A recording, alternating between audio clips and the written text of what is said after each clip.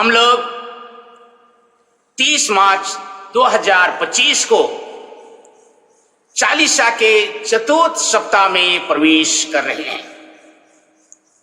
यह सप्ताह बेहद ही सुंदर और मर्मस्पर्शी घटनाओं के साथ हमारे जीवन को छूने लगा है। आज का तीनों पाठ ईश्वर की दया करुणा, पश्चाताप और क्षमा पर प्रकाश डालता है। आज का पहला पाठ नबी यहोशुआ का ग्रंथ अध्याय 5 पद संख्या 9 से 12 में हम सुनते हैं, ईश्वर कहते हैं कि आज मैं तुम लोगों पर से मिस्र का कलंक दूर कर दूंगा। हमारे जीवन से मिस्र के कलंक को मिटाना चाहते हैं। ये बहुत बड़ी बात है हमारे लिए। ईश्वर हमारे पापों के आकार, प्रकार और भिन्नता पर मनन चिंतन नहीं करते हैं।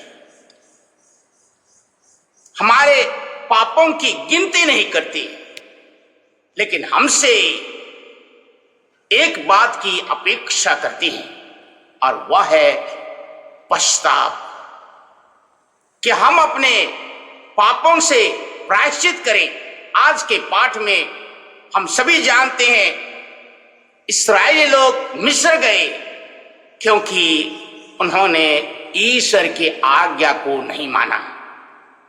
उनकी उद्दंडता, उनके अहंकार को अच्छी तरह से सिखाने के लिए मिस्र की गुलामी में भेज दिया। लेकिन आज वे वापस आ रहे हैं और इसलिए कहते हैं, मैं आज तुम लोगों पर से मिस्र का कलंक मिटा दूंगा। ईश्वर हमारे पाप चाहे सिंदूर की तरह लाल क्यों ना हो, वे अपने कृपा से, अपने पंजर के पानी से, अपने लहू से उसे धोकर हिम की तरह उज्जवल करने में सामर्थ्य है। आज संत लूकास के सुसमाचार अध्याय 15 पद संख्या 1 से 3 और 11 से 32 में 3 दृष्टांत दिए गए हैं। उनमें से 11 से 32 का दृष्टांत बेहद ही रोचक, प्रसिद्ध और हम प्रत्येक जन के लिए चेतना का स्रोत है। हम सभी जानते हैं कि कैसे उड़ाव पुत्र अपने पिता से विरोध किया, विद्रोह किया और अपने संपत्ति का बंटवारा किया। देखिए, पिता के पास उसने कहा, पिताजी मेरा जो भाग मेरे भाग में है उसे मुझे दे दीजिए, वह संपत्ति मैं ले लेना चाहता हूं। और ले दे के वह दूर देश चला गया और वहां पर भोग विलास में सारी संपत्ति खत्म कर दी। उस देश में अकाल पड़ा, इसलिए वहां के एक निवासी ने उसे नौकर के रूप में रखा, जिससे वे उनके सुअरों को खेतों में चरा सके। जो फलियां सुअर खाती थी उसे से उसका पेट भरता था। देखिए, हमारा विरोध, हमारा विद्रोह, हमारा नाना प्रकार के ईश्वर के प्रति अवज्ञा हमें एक विशाल खाई में गिरा देता है, जीवन को तबाह के रास्ते में ले चलता है। और इसलिए हम प्रत्येक जन को जानना होगा कि उड़ाव पुत्र ने विरोध किया, विरोध के द्वारा उसने स्वर्ग से सुंदर अपने जीवन को तबाह कर दिया।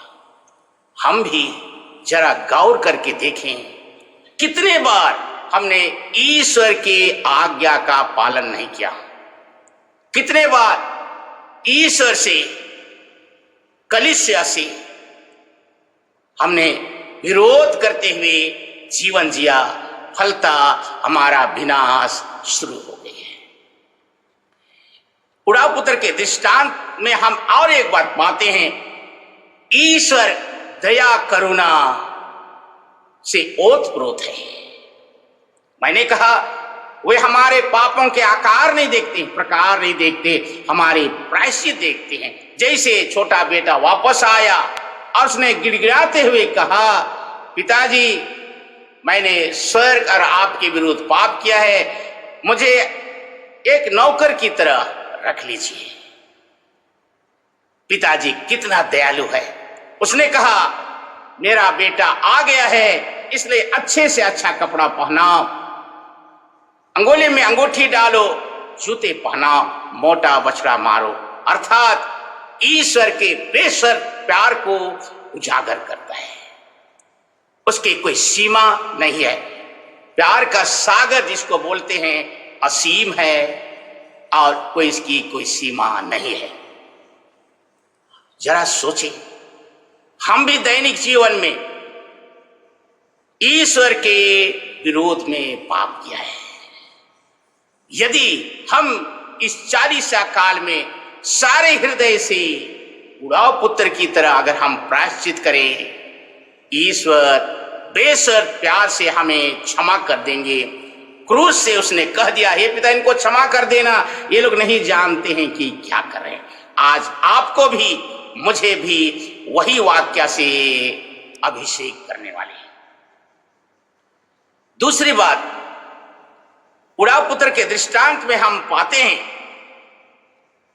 कि छोटे बेटे को दूर जाने के बाद, सूअर की फलियां खाने के बाद होश में आया कि उन्होंने स्वर्ग और पिता के विरोध में पाप किया है। मेरे प्रियजन, जैसे उसने अनुभव किया, उन्होंने पाप किया, पछताव किया और उठा और पिता की ओर चल पड़ा। जैसे भला डाकू भी वही किया था। देखा था यीशु क्रिस्त को कि साधारण व्यक्ति नहीं है, इसलिए उसने भी कहा था जब आप अपने राज में होंगे तो मुझे भी याद करना।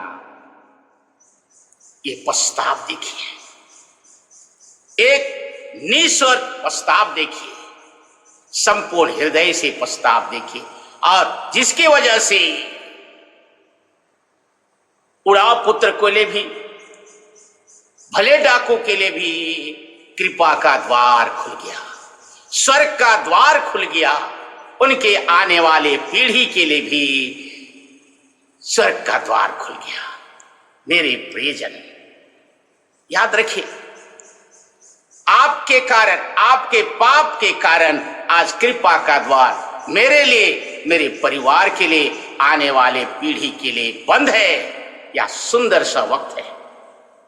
हाथ जोड़िए, घुटने टेकिए और कहिए, पिता मैं आपके विरुद्ध और स्वर्ग के विरुद्ध पाप किया है। देखिए, ईश्वर की कृपा आपको अभिषेक करते हुए अनुभव करेंगे। तीसरी बात, ईश्वर की कृपा हम प्रत्येक जन के लिए रोज रोज है। हम अनुभव करें कि ईश्वर की कृपा के बिना हमारा जीवन चलता नहीं है। जो भी आबादी है, जो प्रगति है, जो विकास वृद्धि है, उसकी कृपा से है। जब हम अहंकार में डूबते हैं, हम डूबते नहीं हैं, डूब के मरने के लिए आगे बढ़ते हैं।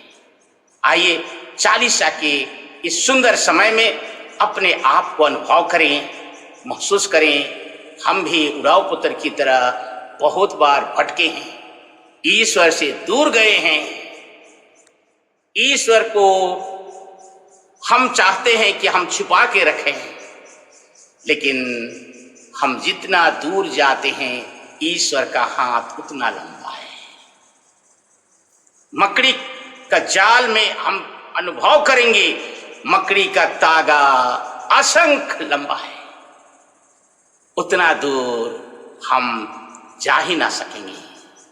मकड़ी उसका तागा लंबा होने पर भी एक ही जगह पर जाल में घूमते रहता है। हम ईश्वर की चारों ओर घूमते रहेंगे। आइए ईश्वर हम प्रत्येक जन को इस 40 साल में आशीष दे। आमीन।